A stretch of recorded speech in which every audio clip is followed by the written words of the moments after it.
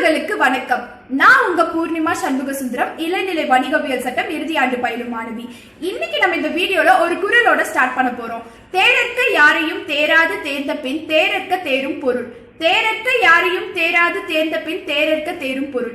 எந்த ஒரு விஷயமா இருந்தாலும் அதை ஆராய்ந்து அதுக்கப்புறம் அந்த விஷயத்தை அப்படியே ஏற்றுக்கொள்ளணும். சோ ஆராயாம எந்த ஒரு விஷயத்தையும் நம்ம அப்படியே ஏற்றுக்கொள்ள கூடாது. சோ அப்படிப்பட்ட ஒரு விஷயத்தை பத்தி தான் இன்னைக்கு நம்ம இந்த வீடியோல பார்க்க போறோம். EIA டிராஃப்ட் 2020 EIA டிராஃப்ட் 2020க்கு ஆதரவு தெரிவிச்சு மிகவும் பரிச்சயமான நபர்களும் பிரமுகர்களும் ஒரு பக்கம் அவங்களுடைய ஆதரவை தெரிவிச்சுட்டு வராங்க. இன்னொரு பக்கம் மக்களும் மக்கள் சார்ந்த இயக்கங்களும் மாணவ இயக்கங்களும் தொடர்ந்து அவங்களோட கண்டிப்பா தெரிவிச்சுட்டு வராங்க. அதுல எவ்வளவுதான் அட்வான்டேஜஸ் இருந்தாலும் அதுல இருக்க டிஸ்அட்வான்டேஜஸ் நீக்கி ஒரு சட்ட சீர்திருத்தம் கொண்டு வந்து அதுக்கப்புறம் அந்த லாவை மேக் பண்ணணும் அப்படின்னு சொல்லிட்டு அந்த அமைப்புகள்ல இருந்து அவங்களோட கண்டிப்பா தொடர்ந்து தெரிவிச்சுட்டு வராங்க. சோ நம்மளும் இதுக்கு முன்னாடி எத்தனையோ அட்வான்டேஜஸ் வீடியோ பார்த்திருக்கோம். அவங்க சொல்லக்கூடிய டிஸ்அட்வான்டேஜஸ் பத்தி தான் இன்னைக்கு இந்த வீடியோல நம்ம பார்க்க போறோம். வாங்க வீடியோக்குள்ள போவோம். ஃபர்ஸ்ட், EIA அப்படிங்கிற ஒரு விஷயம் எங்க இருந்து ஆரம்பிச்சது அப்படின்னு சொல்லி நம்ம பார்க்கணும். EIA அப்படிங்கிற ஒரு விஷயம் போபால் டிராஜடிக்கு அப்புறம் 1986ல கவர்மெண்ட் என்விரான்மெண்ட் ப்ரொடெக்ஷன் ஆக்ட் அப்படின்னு சொல்லிட்டு ஒரு ஆக்ட் கொண்டு வராங்க. அந்த ஆக்ட் எதுக்குன்னா சுற்றுச்சூழலை பாதுகாக்கிறதுக்காக கொண்டு வரப்பட்ட ஒரு வரைவு. சோ அந்த ஆக்ட்ல EIA அப்படிங்கிற ஒரு விஷயத்தை இன்ட்ரோடியூஸ் பண்றாங்க. என்விரான்மெண்ட் இம்பாக்ட் அசஸ்மெண்ட் அப்படின்னு சொல்லிட்டு அந்த விஷயத்தை இன்ட்ரோடியூஸ் பண்றாங்க. EIA அப்படின்னா என்னங்க அப்படின்னு சொல்லி கேட்டா, இந்தியால ஒரு ப்ராஜெக்ட் நம்ம கொண்டு வரணும்னா அதுக்கு முறையா அப்ரூவல் வாங்கணும். அதுல ஒரு ரிப்போர்ட் ஒன்று சப்மிட் பண்ணணும். அந்த ரிப்போர்ட்ல நம்ம எவ்வளவு ரா மெட்டீரியல்ஸ் யூஸ் பண்ண போறோம், நம்மளோட இண்டஸ்ட்ரி எந்த கிலோமீட்டர்ஸ்குள்ள லொகேட்டட் ஆயிருக்கு, அதுல அந்த இண்டஸ்ட்ரி லொகேட் ஆன இடத்துல இருந்து எவ்வளவு கிலோமீட்டர்ஸ் தள்ளி மக்கள் இருக்கணும், அதுல வெளியேறப்பட்ட கழிவுகளை அவங்க எப்படி ஆல்டர்னேட்டிவ் மெத்தட்ஸ் என்ன வச்சிருக்காங்க அப்படின்னு சொல்லிட்டு கம்ப்ளீட் பேக்கேஜா ஒரு ரிப்போர்ட்டை ஒன்று கவர்மெண்ட்டுக்கு சப்மிட் பண்ணும். கவர்மெண்ட் அதுக்கப்புறமா ஒரு கமிட்டி அமைச்சு அதை வெரிஃபை பண்ணி அதுக்கு முறையான அப்ரூவல் வழங்குவாங்க. அந்த வழங்குறப்போ EC அப்படிங்கிற ஒரு விஷயத்தையும் கொடுப்பாங்க. ECனா என்விரான்மெண்ட் கிளியரன்ஸ் சர்டிபிகேட் அப்படின்னு சொல்லி அந்த கிளியரன்ஸ் சர்டிபிகேட் இருந்தா மட்டும்தான் அவங்க இந்தியால ஒரு ப்ராஜெக்ட் ஸ்டார்ட் பண்ண முடியும். சோ இதுதான் ஆதியில இருந்து இப்ப வரைக்கும் இருக்கக்கூடிய ஒரு விஷயம். இதுல ஒரு சில சேஞ்சஸ் 2020 டிராஃப்ட்ல கொண்டு வந்திருக்காங்க. அந்த சேஞ்சஸ் நம்ம அமல்படுத்தினா சுற்றுச்சூழல் முழுவதுமாகவே பாதிப்படையும் சொல்லிட்டு இந்த அமைப்பினர் சொல்லிட்டு இருக்காங்க. அந்த அவங்க முன்வைக்கக்கூடிய 6 ஃபிளாஸ பத்தி தான் இன்னைக்கு நம்ம இந்த வீடியோல பார்க்க போறோம். முதல் 2 ஃபிளாஸ நானும் மற்றதை என் சக தோழர்களும் உங்களோட பகிர்ந்து கொள்வாங்க. சோ வீடியோ ஸ்கிப் பண்ணாம முழுசா வாட்ச் பண்ணுங்க. அவங்க முன்வைக்கக்கூடிய முதல் ஃபிளாஸ் என்ன அப்படின்னு பாத்தீங்கன்னா, செக்ஷன் 3 சப்செக்ஷன் 6 பார்டர் ஏரியாஸ் அப்படின்னு சொல்லி ஒரு செக்ஷன் இருக்கும். அந்த செக்ஷன்ல என்ன சொல்லிருப்பாங்க அப்படின்னா, பார்டர் ஏரியாஸ்ல இருந்து 100 கிலோமீட்டர்ஸ் அதாவது 100 கிலோமீட்டர்ஸ் டிஸ்டன்ஸ் இருக்கக்கூடிய ஏரியால ஒரு ப்ராஜெக்ட் ஒன்று ஏற்படுத்துறோம் அப்படின்னா அந்த ப்ராஜெக்ட்டுக்கு public hearing public consultation prior EC and EP தேவையில்லைன்னு சொல்லியிருப்பாங்க. ஃபார் எக்ஸாம்பிள், நார்த் ஈஸ்டர்ன் ரீஜனல்லாம் வந்து ரொம்ப they are very rich in high பயோடைவர்சிட்டிப்பா. ஸோ அந்த ஏரியால வந்துட்டு பப்ளிக் கன்சல்டேஷன் இல்லை அப்படின்னு சொன்னா அது வந்து violation and against the international environment law அப்படின்னு சொல்லிட்டு அவங்களோட ஃபிளாஸா முன்வைக்கிறாங்க. அடுத்தது என்ன சொல்றாங்க அப்படின்னு பார்த்தா, சப்செக்ஷன் 54ல SEIAA அப்படின்னு இருக்கும், state environment impact assessment authority.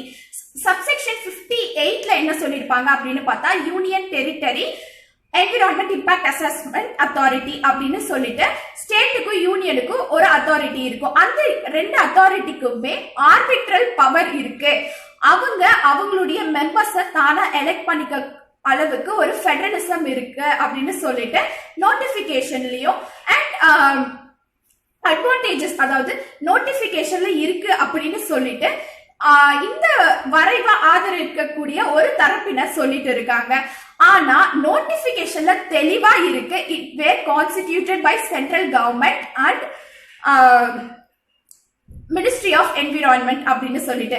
So அது அவங்க வந்துட்டு இப்படி 2 அத்தாரிட்டிஸுமே வந்துட்டு constituted by central and environment ministry of environment இருக்கு அப்படின்னு சொல்றப்போ நீங்க ஏன் ஃபெடரலிசம் இல்ல அப்படின்னு ஃபெடரலிசம் அப்படின்னு சொல்லி நீங்க ஏன் சொல்றீங்க அப்படின்னு சொல்லிட்டு அவங்களோட ஃபிளாஸா அவங்க முன்வைக்கிறாங்க.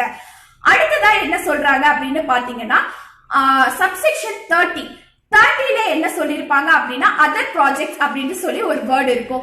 அதர் ப்ராஜெக்ட்னா அது ஹார்ம் ப்ராஜெக்டா ஹார்ம்லெஸ் ப்ராஜெக்டா, there is no definition for other project அப்படின்னு சொல்லிட்டு அது ஒரு ஃப்ளாஸா முன் வைக்கிறாங்க. அடுத்தது செக்ஷன் 36ல மாடர்னைசேஷன் அப்படின்னு ஒரு சொல்லியிருப்பாங்க. மாடர்னைசேஷன்னா என்ன அப்படின்னா, இப்போ ப்ராஜெக்ட்ஸை 3 கேட்டகரியா பிரிச்சிருப்பாங்க. A1 B and B1 B2 அதாவது A B1 B2 அப்படி சொல்லிட்டு 3 கேட்டகரிஸா பிரிச்சிருப்பாங்க. இந்த கேட்டகரிஸ்ல இருக்க இண்டஸ்ட்ரீஸ நீங்க எக்ஸ்பெக்ட் பண்ணிக்கலாம் அப்படின்னு சொல்லிட்டு நோட்டிபிகேஷன்ல சொல்லியிருக்காங்க. சோ அப்படி எக்ஸ்பெக்ட் பண்ணா நம்மளோட என்விரான்மெண்ட் சுற்றுச்சூழல் பாதிப்படையும்னு சொல்லிட்டு இந்த தரப்பினர் அவங்களோட ஃபிளாஸா முன்வைக்கிறாங்க. அடுத்தது அவங்க என்ன சொல்றாங்க அப்படின்னு பார்த்தா செக்ஷன் 4ல என்ன சொல்லியிருப்பாங்க அப்படின்னா கன்ஸ்ட்ரக்ஷன் ஒர்க், அதாவது செக்ஷன் 4ல சப்செக்ஷன் 2ல என்ன சொல்லியிருப்பாங்கன்னா B2 கேட்டகரிஸ் எதுக்குமே நீங்க வந்துட்டு EC and EP prior EP and EC வந்துட்டு மேண்டேட்டரி இல்ல அப்படின்னு சொல்லியிருப்பாங்க. ஆனா B1க்கும் Aக்கும் கண்டிப்பா நீங்க வந்துட்டு ப்ரியார் EC and EP வாங்கணும் before the construction work start பண்றதுக்கு முன்னாடின்னு சொல்லியிருப்பாங்க. அதே சப்செக்ஷன் 3ல என்ன சொல்லியிருப்பாங்கன்னா கன்ஸ்ட்ரக்ஷன் ஒர்க்குக்கு சில எக்ஸெப்ஷன் கொடுத்திருப்பாங்க. எக்ஸெப்ஷனல்ல என்ன சொல்லியிருப்பாங்க அப்படின்னா fencing the land and compound wall, building the compound வால்லாம் வந்துட்டு எக்ஸெப்ஷனல் கன்ஸ்ட்ரக்ஷன் ஒர்க்ல இருந்து அப்படின்னு சொல்லியிருப்பாங்க. அப்போ இந்த இடத்துல ஆல்மோஸ்ட் எல்லா ஒர்க்கையும், அதாவது நிலத்தை சமர்ப்படுத்திக்கலாம், அப்புறம் காம்பவுண்ட் வால் சுத்தி கட்டிக்கலாம் அப்படிங்கிறப்போ இதுல ஆல்மோஸ்ட் என்ரோச்மெண்ட் இருக்கு. ஸோ ஆல்மோஸ்ட் எல்லா ஒர்க்குமே முடிஞ்சிச்சு, திஸ் இஸ் என்ரோச்மெண்ட் அப்படின்னு சொல்லிட்டு அவங்களோட ஃபிளாஸ் இதுக்கப்புறம் அப்ரூவல் வாங்கினா என்ன வாங்கலனா என்னன்னு சொல்லிட்டு ஒரு ஃபிளாஸா அவங்க முன்வைக்கிறாங்க. ஸோ இதுதான் ஃபர்ஸ்ட் 2 ஃபிளாஸா அவங்க முன்வைக்கக்கூடிய ஒரு விஷயம். இதுக்கப்புறம் வரத என்னோட சக தோழர்கள் உங்களோட பகிர்ந்து கொள்ளுவாங்க. நன்றி. நண்பர்களுக்கு வணக்கம். நான் உங்க மகேந்திர பிரபு, இளநிலை வணிகவியல் சட்டம் பயிலும் இறுதி ஆண்டு மாணவன். நம்மளோட சக தோழி வந்து இன்ட்ரோடக்ஷன் அண்ட் அவங்களோட ஃபிளாஸ் எல்லாமே வந்து ரொம்ப கரெக்டா அக்யூரேட்டா சொன்னாங்க. அந்த வரிசையில நம்ம இன்னைக்கு பார்க்க போற ஃபிளாஸ் என்னன்னா வந்து செக்ஷன் 5 சப்கிளாஸ் 7, அதாவது ஸ்ட்ராட்டஜிக் கன்சிடரேஷன். இந்த strategic consideration first of all வந்து இவங்க வந்து ஒரு கிளியர் டெஃபினிஷன் இவங்க கொடுக்கல. இந்த வரிசையில இவங்க ஒரு டேர்ம் வச்சிருக்காங்க. என்னன்னா வந்து இந்த ஆர்மி, நேவி, அப்புறம் டிஃபென்ஸ் இந்த மாதிரி ப்ராஜெக்ட்ஸ்க்கு வந்து எந்த விதமான இன்ஃபர்மேஷனுமே வந்து பப்ளிக் டொமைனுக்கு முன்னாடி நம்ம வந்து கொண்டு போகணும்னு சொல்லிட்டு எந்த விதமான அவசியமும் கிடையாது அப்படின்னு சொல்லிட்டு இந்த நோட்டிபிகேஷன் இவங்க என்ன சொல்ல வராங்கன்னா இந்த பாயிண்டோட சேர்த்து அண்ட் ஸ்ட்ராட்டஜிக் கன்சிடரேஷன் சொல்லிட்டு ஒரு டேர்ம் இன்க்ளூட் பண்ணிட்டாங்க. சோ இந்த ஸ்ட்ராட்டஜிக் கன்சிடரேஷன் கீழே இவங்க என்னென்னலாம் சொல்ல வராங்க சொல்லிட்டு எதுவுமே தெரியல. இது ஒரு டிராபேக். இது பாக்குறதுக்கு எப்படி இருக்குன்னா வந்து ஒரு ரைட் டு இன்ஃபர்மேஷன், அதாவது RTன்ற ஒரு டேர்ம் வந்து எந்தவித வேர்ட் டெஃபினிஷனுமே இல்லாம வயலேட் பண்ற மாதிரி இருக்கு. சோ இதுதான் செக்ஷன் 5 சப்கிளாஸ் 7. செக்ஷன் 14 அடுத்து இன்னொரு செக்ஷன் இருக்கு. அது என்னன்னா வந்து பப்ளிக் கன்சல்டேஷன்.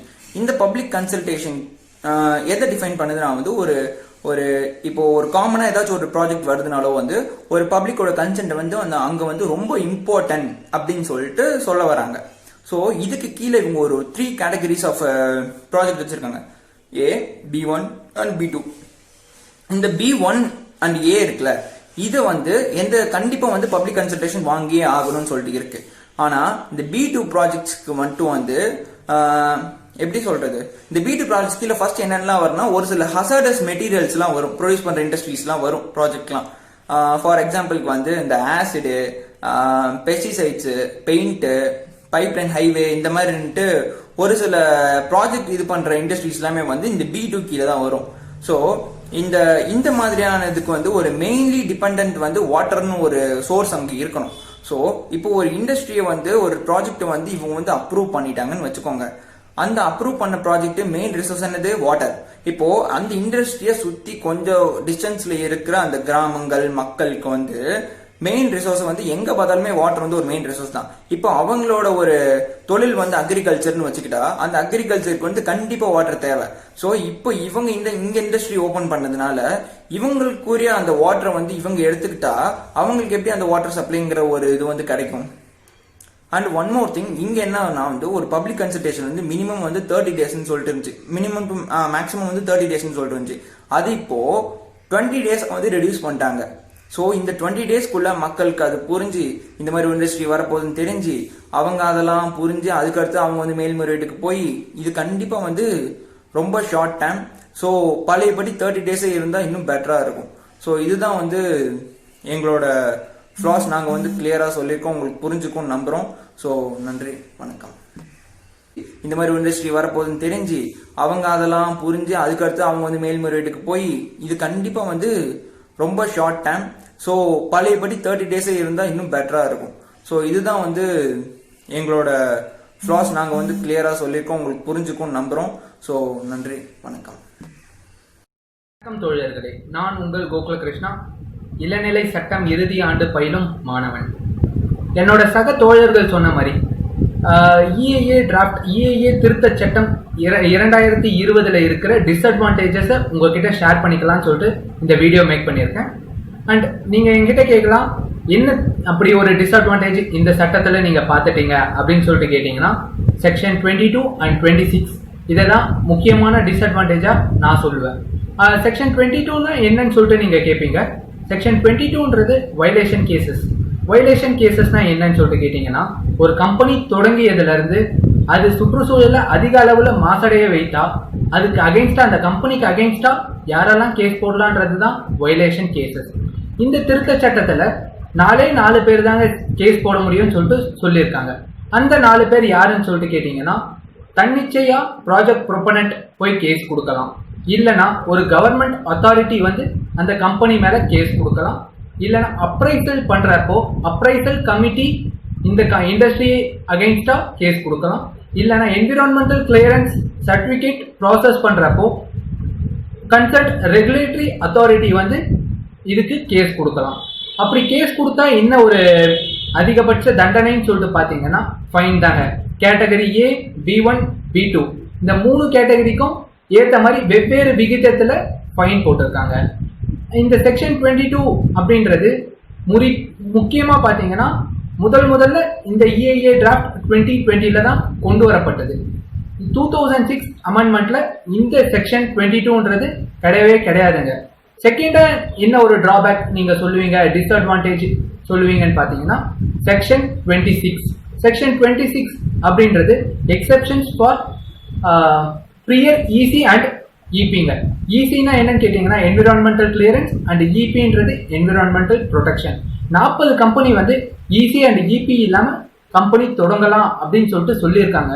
அப்படி பார்த்தீங்கன்னா இது வந்து கேட்டகரி B2ல இருக்கிற பெரும்பாலான கம்பெனி அண்ட் கேட்டகரி B1ல இருக்கிற